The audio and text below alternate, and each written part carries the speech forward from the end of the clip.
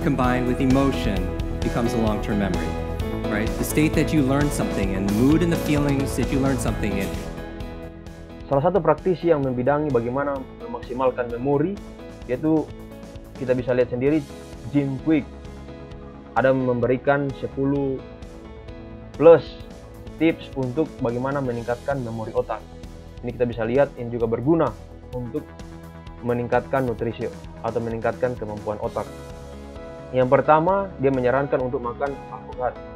Karena alpukat ini banyak mengandung lemak tak jenuh yang itu sangat berguna dalam menutrisi otak kita, sama seperti tadi yang kita lihat EPA dan DHA atau asam linolenat. Kemudian ada blueberries.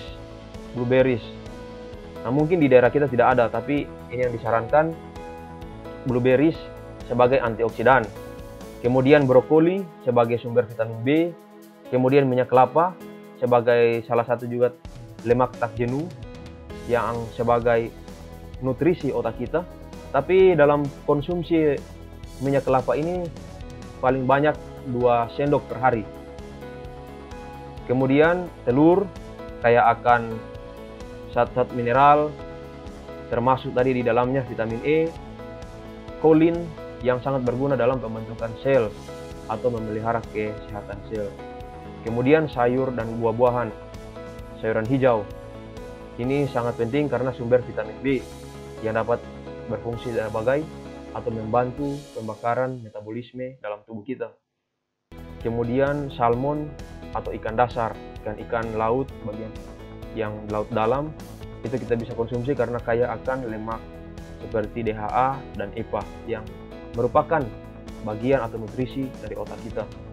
Kemudian kunyit. Kunyit adalah salah satu tumbuhan atau rimpang yang digunakan dalam obat-obatan tradisional karena ini dapat melakukan pencegahan terhadap inflamasi atau reaksi peradangan. Ini pun dapat mencegah lajunya radikal bebas merusak sel-sel kita. Oleh karena itu dia menyarankan kita bisa mengkonsumsi kunyit. Kemudian kenari. Kenari juga kaya tinggi akan omega 3. Ini sangat berguna bagi nutrisi otak. Kemudian coklat. Nah, ini juga coklat lemak tak jenuh. Dia berfungsi dalam menutrisi otak kita juga. Kemudian yang terakhir ke-11 itu tambah dengan air. Minum air yang secukupnya. Kalau kita biasa lihat disarankan 2 liter per hari, kita sesuaikan dengan kebutuhan kita untuk air. Gizi kita, termasuk nutrisi dari otak kita. Kalau kita lihat di sini yang paling banyak itu adalah makanan pokok atau karbohidrat dan sayuran. Jadi kalau makanan pokok seperti nasi itu boleh dibilang sepertiga dari piring kita.